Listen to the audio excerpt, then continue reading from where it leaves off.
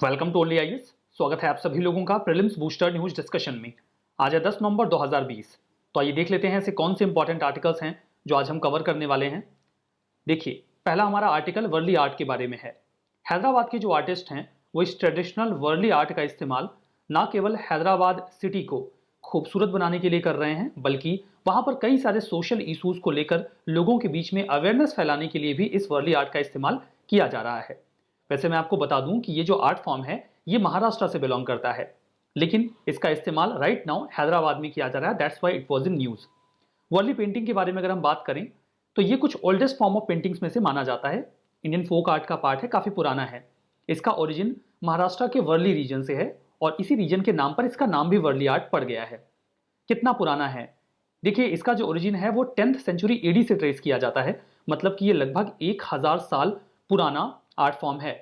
इसमें एक बहुत ही इंपॉर्टेंट चीज है, वो ये है कि कंट्रास्ट का काफी अच्छा इस्तेमाल किया जाता है। लाइक यहाँ पर देखिए, रेड, डार्क रेड कलर के बैकग्राउंड पे व्हाइट कलर से पेंटिंग को तैयार किया गया है, तो कंट्रास्ट को सिग्निफिकेंट वे में मेंटेन किया जाता है। इस पेंटिंग में देखिए बेसिक ज्योमेट्रिक शेप्स का इस्तेमाल करते हैं, ज्यामितीय आकृतियों का इस्तेमाल किया जाता है, लाइक सर्कल्स, ट्राइंगल्स या फिर स्क्वायर्स। अब यहां पर देखिए, हर सिंबल का अपना एक मतलब होता है। जो सर्किल है वो सन और मून को पोर्ट्रे करता है, ये ट्राइंगल ये माउंटेन्स को बताता है, और जो स्क्वायर्स हैं इनका इस्तेमाल सेंट्रल थीम को पोर्ट्रे करने के लिए किया जाता है। इंसानों या फिर एनिमल्स को भी इन्वर्टेड ट्राइंगल्स का इस्तेमाल करके बनाया जाता है। जो ऊपर का ट्राइंगल है वो शरीर के ऊपर के हिस्से को, और नीचे का ट्राइंगल नीचे के हिस्से को दर्शाता है। इस इमेज में भी देख सकते हैं, छोटा है वैसे। यहां पर देखिए इस इंडिविजुअल को दो ट्राइंगल्स का इस्तेमाल करके बना लिया गया है। यहां पर देखिए जो सेंट्रल थीम होती है वो hunting, fishing, farming, festival, dance, पेड़ और जानवर, इन सब का इस्तेमाल करते हैं थीम के तौर पे। डेली लाइफ और सोशल इवेंट्स जो वर्ली ट्राइब का है महाराष्ट्र के, उसको यहाँ पे बहुत अच्छी तरीके से एक्सप्रेस किया जाता है। कई बार वो अपने घरों की दीवारों पर, वॉल्स पर इसे पेंट करते हैं। वर्ली ट्राइब के बारे में बात करें तो ये एक इंडिजीनियस ट्राइब है, या फिर आप आदिवासी कह लीजिए, जो महाराष्ट्र के माउंटेन रीजन वाले इलाके में रहते हैं। महाराष्ट्र गुजरात का जो बॉर्डर है, आसपास का एरिया है, वहां पर भी आपको मिलेंगे। ये वर्ली लैंग्वेज का इस्तेमाल करते हैं, जिसे लिखा नहीं जाता, केवल बोला जाता है, जो कि जो इंडो आर्यन लैंग्वेजेस है उससे बिलोंग करता है। ये सारी बातें हमने वर्ली आर्ट के बारे में की। हमारा अगला आर्टिकल डोबरा चांती ब्रिज के बारे में है। उत्तराखंड के चीफ मिनिस्टर ने अभी हाल ही में डोबरा चांती सस्पेंशन ब्रिज को टिहरी गढ़वाल डिस्ट्रिक्ट में इनॉग्रेट किया। टिहरी गढ़वाल एक जिला है, डिस्ट्रिक्ट है उत्तराखंड का। उत्तराखंड में बिल्कुल थोड़ा सा नॉर्थ में आपको टिहरी गढ़वाल डिस्ट्रिक्ट मिलेगा। यहीं पर इस ब्रिज को इनॉग्रेट किया गया है। इस ब्रिज का जो काम है वो 2006 में स्टार्ट किया गया था। काफी समय लगा, लगभग 14 सालों का समय लगा इसे कंप्लीट होने में, और लगभग 300 करोड़ रुपए भी लग गए। कई बार इसमें प्रॉब्लम्स आई, एक बार डिजाइन फॉल्टी निकला, एक बार सस्पेंशन वायर्स टूट गए। इस वजह से इस प्रोजेक्ट में लगातार डिले होता रहा।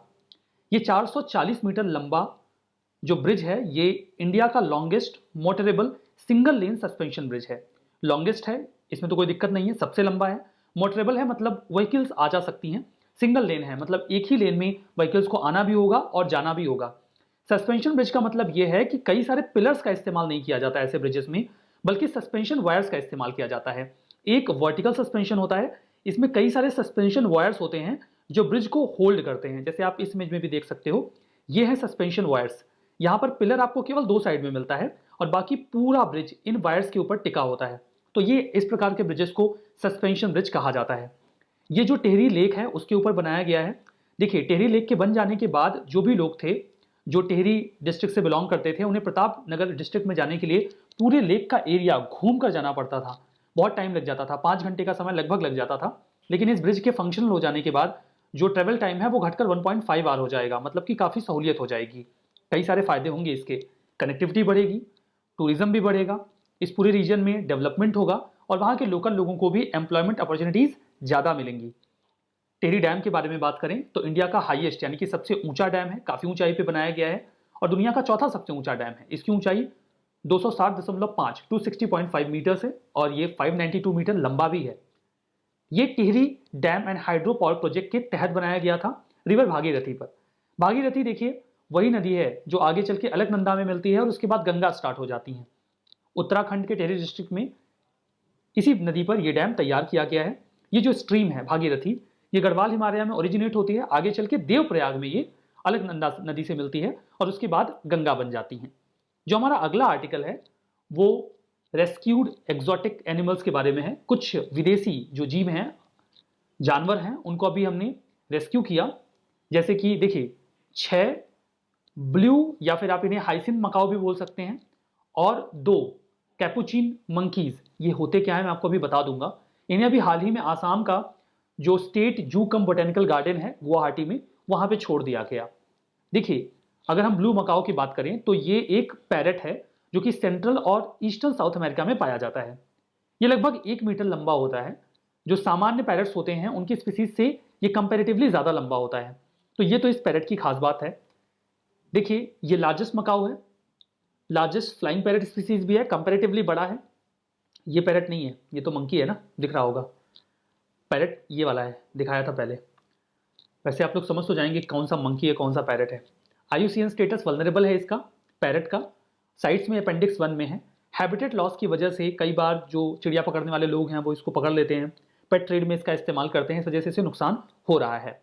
अब हम बात करते हैं इस कैपुचिन मंकी के बारे में जिसकी इमेज इस पेज पर है। ये है कैपुचिन मंकी, ठीक है। इसका साइंटिफिक नेम सीबस है। इसे सेपाजो नाम से भी बुलाया जाता है। ये सेंट्रल और साउथ अमेरिका में पाया जाता है। जो ट्रॉपिकल रीजन है निकारागुआ और पराग्वे, देखिए निकारागुआ यहाँ पर एक देश है सेंट्रल अमेरिका में। ये जो लोकेशन मैं ड्रॉ कर रहा हूँ ये निकारागुआ है, काफ़ी छोटा देश है। और यहाँ पर पराग्वे है। तो यहाँ पर ये जो मंकी है वो पाया जाता है। अब देखिए इसकी खास बात क्या है कि इसके सिर पर ऐसा लगेगा कि टोपी इसने पहनी हुई है। इसके बालों का कलर वहाँ पर डिफरेंट हो जाता है जिससे ये एक काउल के फॉर्म में दिखता है या टोपी की तरह दिखता है। देखिए इसका सिर के ऊपर ये कलर जो है वो ब्लैक है, तो ऐसा लगता है जैसे इसने टोपी पहन रखी है। तो ये इसका एक स्पेसिफिकेशन है। बाकी प्रोटेक्शन स्टेटस ये IUCN की रेड लिस्ट में लीस्ट कंसर्न है। चलिए आगे बढ़ते हैं और देखते हैं अपना अगला आर्टिकल जो कि एम सीरियस इनोवेशन प्रोग्राम 3.0 के बारे में है। हाल ही में नीति आयोग ने एम सीरियस इनोवेशन प्रोग्राम 3.0 3.0 को लॉन्च किया। नीति आयोग का जो अटल इनोवेशन मिशन है और रशिया का सीरियस जो कि एक एंटिटी है रशिया में, इन दोनों ने मिलकर एक 14 दिन का वर्चुअल प्रोग्राम लॉन्च किया जहां पर इंडियन एकेडमिशियंस, एजुकेटर्स और स्टूडेंट्स ने अलॉन्ग विद रशिया के एजुकेटर्स, एकेडमिशियंस ने पार्टिसिपेट किया। ये पहला Indo Russian bilateral youth innovation initiative है। इसमें करने का उद्देश्य क्या था? देखिए इस प्रोग्राम का उद्देश्य ये था कि हम कुछ टेक्नोलॉजिकल सॉल्यूशंस निकालेंगे। वो वेब बेस्ड भी हो सकता है, मोबाइल बेस्ड भी हो सकता है। दोनों कंट्रीज के लोग, स्टूडेंट्स मिलके इसका कुछ सोल्यूशन निकालने का प्रयास करेंगे। 2 वीक का जो प्रोग्राम है 7 से 21 नवंबर के बीच में चल रहा है। यहाँ पर 48 स्टूडेंट्स और 16 एजुकेटर्स, मेंटर्स ये मिलकर 8 वर्चुअल प्रोडक्ट्स तैयार करेंगे जिनकी अलग अलग फील्ड में कुछ यूटिलिटी हो, जैसे कि culture, distance education, applied cognitive science, health and wellbeing, sport, fitness, games training, chemistry, artificial intelligence, digital financial assets, इन सब में उनकी यूटिलिटी हो। ऐसे वर्चुअल प्रोडक्ट्स को बनाया जाएगा कोऑपरेट एंड कोऑर्डिनेट करके, ठीक है। हमारा जो अगला आर्टिकल है वो इथियोपिया के टिग्रे रीजन के बारे में है। हाल ही में यूनाइटेड नेशंस ने वार्न किया कि जो इथियोपिया का टिग्रे रीजन है वहां पर जो एक सिविल वॉर की कंडीशन बन रही है इथियोपियन गवर्नमेंट और टिग्रे रीजन की जो आर्मी है, गवर्नमेंट है, उनके बीच में, उसकी वजह से लगभग 9 मिलियन लोग डिस्प्लेसमेंट की कगार पर आ सकते हैं, डिस्प्लेस हो सकते हैं, उन्हें अपनी जगह छोड़नी पड़ सकती है। टिग्रे रीजन की बात करें तो ये देखिए इथियोपिया का मैप है, थोड़ा बड़ा भी देख सकते हैं। ये इथियोपिया है, एडिस अबाबा इसकी कैपिटल है। इसके बिल्कुल नॉर्थ में टिग्रे रीजन है। इथियोपिया को टोटल 10 रीजन्स में डिवाइड किया गया है। वहां पे जो रीजन्स हैं उन्हें समटाइम्स किलिलात भी बुलाया जाता है। तो जो एक रीजन है, मतलब स्टेट कह लीजिए, उसे वो लोग रीजन बोलते हैं। तो टिग्रे रीजन बिल्कुल नॉर्थ में है। इथियोपिया में देखिए एक प्रकार की रिपब्लिकन गवर्नमेंट है। रिपब्लिकन गवर्नमेंट का मतलब ये है कि जो भी रीजन्स हैं उनको काफ़ी ज़्यादा ऑटोनॉमी है। मतलब उन रीजन्स की अपनी पार्लियामेंट होती है, अपनी आर्मी होती है। उनको ऐसा राइट भी दिया गया है कि अगर वो इथियोपिया के साथ नहीं रहना चाहते तो सर्वसम्मति से रेफरेंडम करा के इथियोपिया से अलग भी हो सकते हैं। कुल मिला के वहां का जो रिपब्लिक है उसमें राज्यों को बहुत ज़्यादा आज़ादी है। और अगर सेंटर में कोई और गवर्नमेंट हो, राज्य में कोई और गवर्नमेंट हो, तो ऐसी स्थिति में कन्फ्रंटेशन हो सकता है। बिल्कुल ऐसा ही 2018 में हुआ भी। 2018 में जब वहां पर प्राइम मिनिस्टर एबे अहमद आए तो टिग्रे में अपोजिशन पार्टी थी, तो वहां की गवर्नमेंट के साथ उनका कन्फ्रंटेशन स्टार्ट हो गया। कन्फ्रंटेशन इस तरीके से बढ़ा कि अब टिग्रे की जो आर्मी है और जो सेंट्रल आर्मी है प्राइम मिनिस्टर एबी अहमद की, उसके बीच में एक सिविल वॉर की कंडीशन बन गई है। कन्फ्रंटेशन काफी आगे बढ़ चुका है। जैसा कि मैंने आपको बताया, स्टेट्स काफी इंपावर्ड हैं तो उनके पास अपनी आर्मी होती है। तो जो टिग्रे है वो टिग्रेयान, इरोब और कुनामा जो पीपल हैं, जो लोग हैं एथनिसिटी के, उनका घर है। टिग्रे बॉर्डर करता है इरिट्रिया के साथ और सूडान के साथ। बाकी साउथ में इथियोपिया के ही रीजन्स हैं, अमारा और अफार। ये आपको याद रखने की आवश्यकता नहीं, इतना डिटेल कोई नहीं पूछेगा। ये हॉर्न ऑफ अफ्रीका का पार्ट है। हॉर्न ऑफ अफ्रीका में देखिए 4 देश आते हैं, एक तो इथियोपिया, दूसरा इरिट्रिया, तीसरा जिबूती और चौथा सोमालिया। ये चारों हॉर्न ऑफ अफ्रीका का पार्ट है। ऐसा माना जाता है कि जो टिग्रे रीजन है वो इथियोपिया के बाकी रीजन्स की तुलना में ज़्यादा वेल्दियर है, इसीलिए वो खुद को असर्ट भी ज़्यादा करते हैं। इथियोपिया में जो फेडरल सिस्टम है वहाँ पे रीजन्स को अलाउड है कि वो अपनी आर्मी रख सकते हैं, अपनी पार्लियामेंट बना सकते हैं और खुद को आज़ाद भी कर सकते हैं। इथियोपिया के बारे में कुछ बातें, हॉर्न ऑफ अफ्रीका पर है और ट्रॉपिकल लैटिट्यूड्स में पड़ता है। बॉर्डरिंग कंट्रीज की बात करें तो आपको नॉर्थ में इरिट्रिया मिलेगा, यहाँ मैप में देखिए। जिबूती मिलेगा नॉर्थ ईस्ट में, ये जो एरिया है ये जिबूती का है। यहाँ पर कीनिया मिलेगा आपको साउथ में, और सूडान, ये सूडान है और ये साउथ सूडान है जो कि आपको वेस्ट में मिलेगा। हमारा जो अगला आर्टिकल है ये advisory committee on administrative and budgetary questions के बारे में है। अभी हाल ही में इंडिया को एक सिग्निफिकेंट विक्ट्री मिलती है यूनाइटेड नेशंस की इस बॉडी में, जहां पर इंडियन डिप्लोमेट विदिशा मैत्रा को सेलेक्ट कर लिया गया है यूएन की advisory committee on administrative and budgetary questions में, ACABQ, इसे शॉर्ट फॉर्म में बोलते हैं। ये है क्या है ACABQ? जो है ये 16 मेंबर्स की एक बॉडी है जिसे जो जनरल असेंबली है वो 3 साल के लिए चुनती है। अलग अलग कोशिश की जाती है कि हर रीजन से कुछ लोग आ जाएं। ये जो मेंबर्स हैं ये पर्सनल कैपेसिटी में वहां सर्व करते हैं, मतलब वो इंडिया के रिप्रेजेंटेटिव के तौर पे वहां पे सर्व नहीं करेंगी, बल्कि उन्हें चुन लिया गया है तो अपने हिसाब से काम कर सकती हैं। जो कमेटी है वो 1 साल में 3 सेशंस कंडक्ट करती है, और जो चेयरमैन और वाइस चेयरमैन है वो ये एडवाइजरी कमेटी अपने मेंबर्स में से ही चुन लेती है। इनके बहुत इंपॉर्टेंट काम है। ये कमेटी क्यों इंपॉर्टेंट है? क्योंकि इसका पूरा फंक्शन फाइनेंशियल है। ये जो भी secretary general of general assembly budget submit करते हैं, ये उसको एग्जामिन करते हैं कि बजट सही है कि नहीं है। और फाइनेंस से रिलेटेड कोई भी कमेटी बहुत इंपॉर्टेंट होती है किसी भी बॉडी की। ये जनरल असेंबली को एडवाइस भी करते हैं कि कैसे एडमिनिस्ट्रेटिव और बजटरी मैटर्स में अच्छा काम किया जाए। ये जनरल असेंबली की तरफ से जो बाकी की स्पेशलाइज्ड एजेंसीज हैं यूएन की, उनके फाइनेंशियल अरेंजमेंट को भी एसेस करते हैं और एग्जामिन करते हैं। जो हमारा अगला आर्टिकल है वो फूड कोलेशन के बारे में है। कोविड-19 के आ जाने के बाद फूड क्राइसिस कई सारी जगहों पर देखा जा रहा है, कई तरीके की समस्याएं हो रही हैं। तो इसी चीज़ को संज्ञान में लेते हुए, कोविड-19 की सिचुएशन को समझते हुए, अभी हाल ही में फूड एंड एग्रीकल्चर ऑर्गेनाइजेशन ने, जो यूनाइटेड नेशंस से बिलोंग करता है, एक फूड कोलेशन लॉन्च किया है। इसका प्रस्ताव इटली ने रखा था, लेकिन इसे तैयार किया FAO ने। ये अलायंस जो है ये कोशिश करेगा कि दुनिया भर में जो फूड सिस्टम है, एग्रीकल्चर सिस्टम है, उसे इंप्रूव किया जाए। इटली और नीदरलैंड ने तो पहले ही प्लेज कर लिया है कि वो जो भी सहायता हो सकेगी इस कोलेशन को फाइनेंशियल सपोर्ट या फिर टेक्निकल सपोर्ट ग्रांट करेंगे। ये जो अलायंस है ये नेटवर्क ऑफ नेटवर्क्स होगा, कई सारे स्टेक होल्डर्स इस कोलेशन में आएंगे और एक यूनिफाइड ग्लोबल एक्शन हम तैयार करेंगे कि कोविड-19 के कंडीशन में कम से कम हम फूड क्राइसिस नहीं होने देंगे और लोगों को इसके लिए इससे बाहर रखेंगे। ये जो अलायंस है इसमें एक ट्रस्ट फंड तैयार किया जाएगा, एक वेब बेस्ड हब होगा। ट्रस्ट फंड में पैसे कंट्रीब्यूट किए जाएंगे और जो वेब बेस्ड हब होगा उसमें जो भी टेक्नोलॉजिकल डेटा है या फिर एक्सपीरियंस है उसे शेयर किया जाएगा, ताकि सभी लोग उसे एक्सेस करके इस फूड क्राइसिस को हैंडल कर सकें। ऑब्जेक्टिव्स होंगे रिसोर्सेज को मोबिलाइज करना, एक्सपर्टीज एंड इनोवेशन को डिस्ट्रीब्यूट करना हर जगह पे।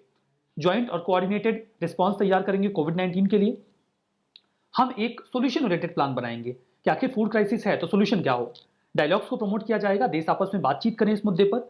इंटरनेशनल कोऑपरेशन और पार्टनरशिप को भी एक्सपेंड करेंगे ताकि कई सारे देश आपस में आएं और इस प्रॉब्लम को रिजॉल्व करें। अगला आर्टिकल अटल बीमित व्यक्ति कल्याण योजना के बारे में है। Ministry of labour and employment ने अभी हाल ही में कहा कि इस बीमा योजना के तहत क्लेम करने के लिए अब किसी व्यक्ति को हार्ड कॉपी में एफिडेविट देने की आवश्यकता नहीं है, वो स्कैन कॉपी ऑनलाइन भेज सकता है। मतलब इस प्रोसेस को अब आसान कर दिया गया है। यह है क्या?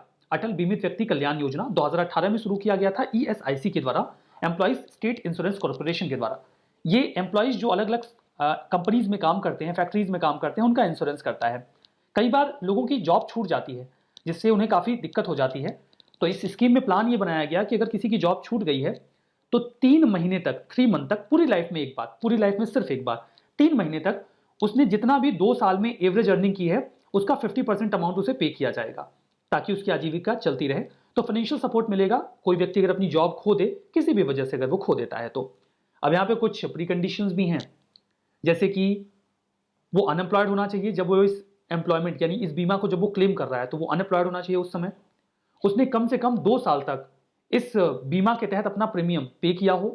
अपार्ट फ्रॉम दैट उसने, देखिए 6 महीने का एक कंट्रीब्यूशन पीरियड होता है इसमें, तो एक कंट्रीब्यूशन पीरियड यानी कि 180 दिनों में कम से कम उसने 78 दिन काम करके अपना कंट्रीब्यूशन पे किया हो।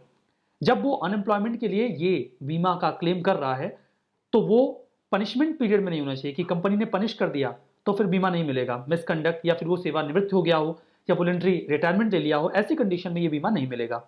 उस व्यक्ति का जो आधार कार्ड और बैंक अकाउंट है वो उसके डेटाबेस से लिंक्ड होना चाहिए। तो ये कुछ प्री कंडीशंस हैं। चलिए आपको स्टेटमेंट है, सही गलत बताइए। वर्ली आर्ट तेलंगाना का है, गलत। महाराष्ट्र का है। ब्लू मकाऊ, ये जो है ये पैरट है, नेटिव है। आईयूसीएन स्टेटस इंडेंजर्ड है, गलत है। वल्नरेबल है, ठीक है। Tigray region northern most region है इथियोपिया का, सही है।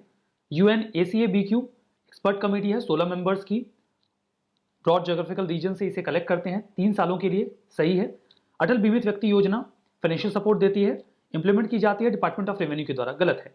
इसे ESIC इंप्लीमेंट करता है, ठीक है।